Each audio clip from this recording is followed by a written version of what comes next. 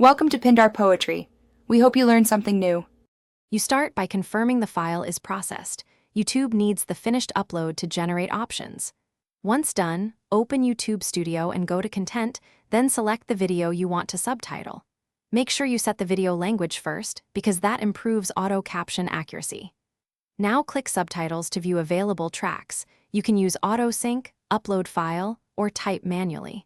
Begin with auto sync if you have a clean transcript. Otherwise, choose type or upload. Don't delay, begin entering text. Once you're in the subtitles editor, decide how to proceed.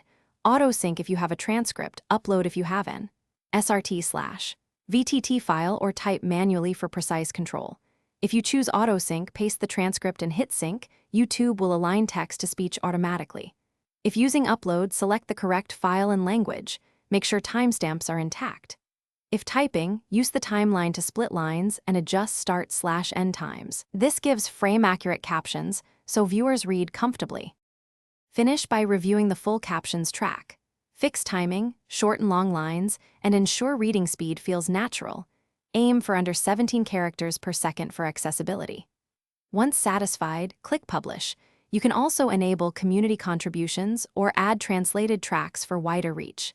If captions aren't appearing, double-check the video language, confirm the track is published, and try reprocessing the upload or reuploading the caption file. If timing is off, use the editor to nudge segments.